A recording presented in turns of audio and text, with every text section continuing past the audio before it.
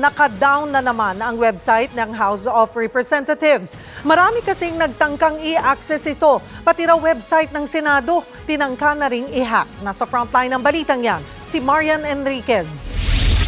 Under maintenance na naman ang website ng Kamara ngayong araw. Sa ginawa kasing scanning ng House of Representatives, maraming nagtangkang pumasok sa website. Kababalik lang ng website matapos itong i-hack at babuyin noong weekend. Then, habang naka-online siya during off-peak na hours yung overnight, magdamag, we did a scanning dire-diretso hanggang umaga.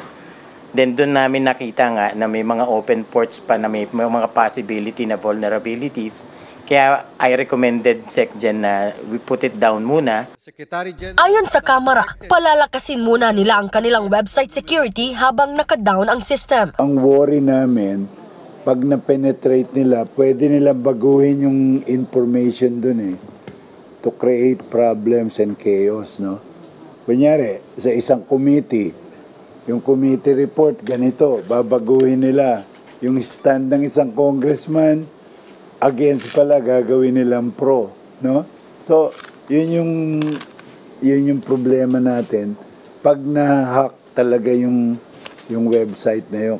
Paliwanag ng kanilang IT chief, maaaring maraming nakiusyoso at tinignan kung talaga bang naayos na ang website ng Kamara. Parang nang inis lang ba? O ano? May mahina yung securities nyo, napasok namin. Parang gano'n. Siyempre, everybody anywhere in the world just become interested in what happened. Tingnan natin, is it okay? So, yun yung nag-ano natin. Kaya nag-increase yung traffic natin yesterday exponentially. Hinala pa ng Kamara, maaaring iba't ibang user o grupo raw ang nasa likod ng hacking. Sa Senado naman, nagkaroon din daw ng mga kahina-hinalang aktibidad na nagpapahiwatig ng tangkang pag-hack ng kanilang system.